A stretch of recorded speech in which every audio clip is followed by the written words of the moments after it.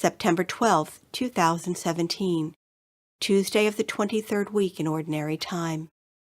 A reading from the first letter of St. Paul to the Colossians.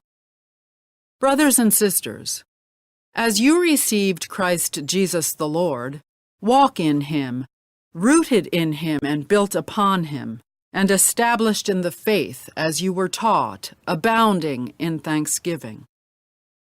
See to it that no one captivate you with an empty, seductive philosophy, according to the tradition of men, according to the elemental powers of the world, and not according to Christ.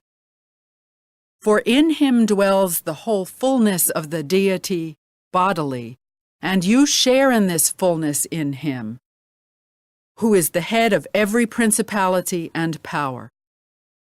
In him you were also circumcised, with a circumcision not administered by hand, by stripping off the carnal body, with the circumcision of Christ. You were buried with him in baptism, in which you were also raised with him through faith in the power of God, who raised him from the dead.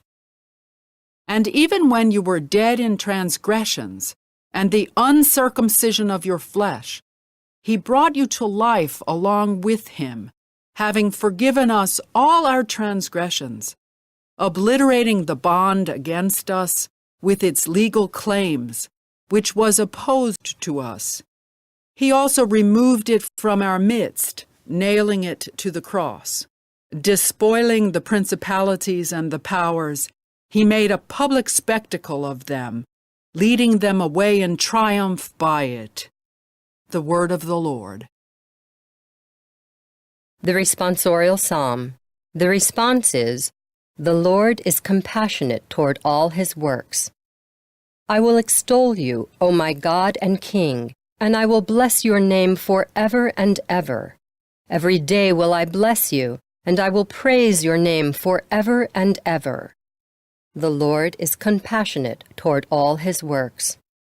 The Lord is gracious and merciful, slow to anger, and of great kindness. The Lord is good to all and compassionate toward all his works. The Lord is compassionate toward all his works. Let all your works give you thanks, O Lord, and let your faithful ones bless you. Let them discourse of the glory of your kingdom and speak of your might. The Lord is compassionate toward all his works.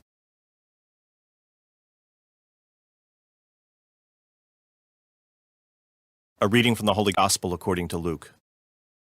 Jesus departed to the mountain to pray, and he spent the night in prayer to God. When day came, he called his disciples to himself, and from them he chose 12, whom he also named apostles: Simon, whom he named Peter, and his brother Andrew, James, John, Philip, Bartholomew, Matthew, Thomas, James the son of Alphaeus, Simon who was called a zealot, and Judas the son of James, and Judas Iscariot, who became a traitor. And he came down with them and stood on a stretch of level ground. A great crowd of his disciples, and a large number of the people from all Judea and Jerusalem, and the coastal region of Tyre and Sidon, came to hear him, and to be healed of their diseases. And even those who were tormented by unclean spirits were cured. Everyone in the crowd sought to touch him, because power came forth from him and healed them all. The Gospel of the Lord.